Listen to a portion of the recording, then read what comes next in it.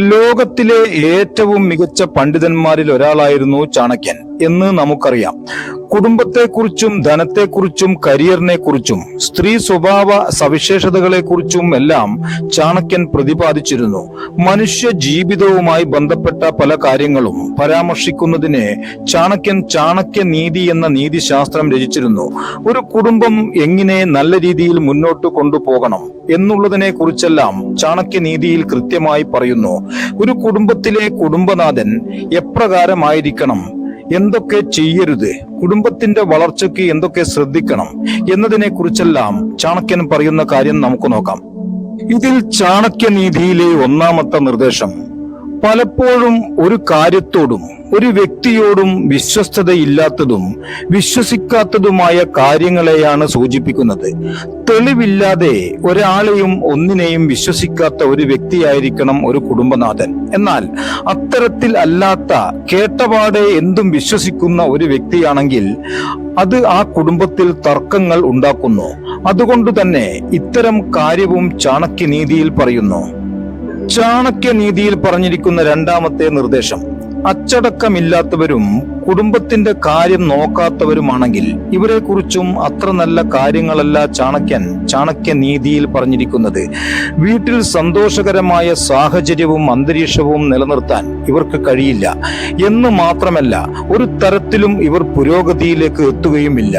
ജീവിതം തന്നെ പ്രതിസന്ധിയിലാക്കുന്ന അവസ്ഥകളിലേക്ക് നിങ്ങളെയും കുടുംബത്തെയും എത്തിക്കുന്നതിന് ഇത്തരം പുരുഷന്മാർക്ക് സാധിക്കുന്നു. അതുകൊണ്ട് തന്നെ ശ്രദ്ധിച്ചു വേണം ഇവരോട് ഇടപഴകുന്നതെന്ന് ചാണക്യൻ പറയുന്നു. ചാണക്യനീതിയിൽ പറയുന്ന മൂന്നാമത്തെ നിർദ്ദേശം, തീരുമാനത്തിൽ ഉറച്ചു നിൽക്കാത്ത പുരുഷന്മാരാണ് എന്നുണ്ടെങ്കിൽ ഇവരുടെ ജീവിതം അല്പം പ്രയാസകരമായിരിക്കും. പലപ്പോഴും ഗൃഹനാഥനാണെങ്കിൽ ഇവർ ഒരിക്കലും തീരുമാനത്തിൽ നിന്ന് പുറകോട്ട് പോവുകയില്ല. ഉറച്ചു നിൽക്കുന്ന സ്വഭാവക്കാരായിരിക്കും. ചാണക്യന്റെ അഭിപ്രായത്തിൽ ഉറച്ചു നിൽക്കുന്നതിനുള്ള കഴിവ് ഒരു ഗൃഹനാഥന് അനിവാര്യമാണ്. എന്നാൽ മാത്രമേ ഒരു കുടുംബത്തിന് പുരോഗതി പ്രാപിക്കാൻ കഴിയുകയുള്ളൂ.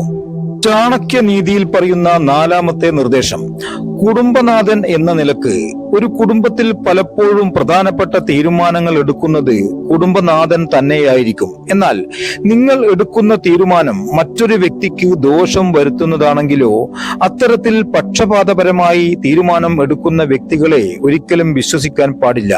കാരണം അത് നിങ്ങളുടെ ജീവിതത്തിലും കുടുംബത്തിലും അസന്തുഷ്ടിക്ക് കാരണമാകുന്നു.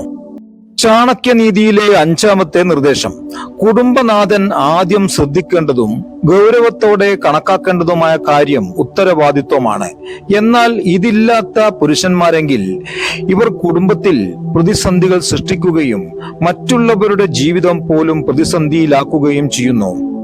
ഉത്തരവാദിത്വത്തോടെ എല്ലാ കടമയും നിർവഹിക്കുന്നതിന് നിങ്ങൾ തയ്യാറാവുകയാണെങ്കിൽ മാത്രമേ നല്ലൊരു കുടുംബനാഥനെന്ന് പറയാൻ സാധിക്കുകയുള്ളൂ. ചാണക്യന്റെ ആറാമത്തെ നിർദ്ദേശം, ഒന്നും നോക്കാതെ പണം ചിലവാക്കുന്ന വ്യക്തിയാണ് കുടുംബനാഥനെങ്കിൽ ആ കുടുംബത്തിന്റെ ഗതി അതോ ഗതിയാവും. ചാണക്യന്റെ അഭിപ്രായത്തിൽ പണം ചിലവാക്കുമ്പോൾ, പ്രത്യേകിച്ച് കുടുംബനാഥനാണെങ്കിൽ, ഇവർ പണം ലാഭിക്കാൻ കഴിവുള്ള വ്യക്തിയായിരിക്കണം എന്നതാണ്. എന്നാൽ മാത്രമേ ഒരു കുടുംബം നല്ല രീതിയിൽ മുന്നോട്ട് കൊണ്ടുപോകാൻ സാധിക്കുകയുള്ളൂ. ഇതല്ലാതെയുള്ള പുരുഷന്മാരാണെങ്കിൽ അവർ കുടുംബത്തെ മുച്ചൂടും നശിപ്പിക്കുമെന്ന് ചാണക്യൻ പറയുന്നു. ചാണക്യനീതിയിൽ പറയുന്ന ഏഴാമത്തെ നിർദ്ദേശം, തന്റെ കുടുംബത്തിനോടും ബന്ധുക്കളോടുമൊപ്പം ചിലവഴിക്കാൻ സമയം കണ്ടെത്താത്ത വ്യക്തിയാണ് നിങ്ങളെങ്കിൽ അതും അല്പം ശ്രദ്ധിക്കണം. കാരണം ഇവരെ ഒരു തരത്തിലും വിശ്വസിക്കരുത് എന്നാണ് ചാണക്യനീതിയിൽ പറയുന്നത്. ഒരു കുടുംബനാഥനായി ഇരിക്കുന്നതിന് ഇവർക്ക് യാതൊരു വിധത്തിലുള്ള ഗുണവുമില്ല എന്നാണ് പറയുന്നത്.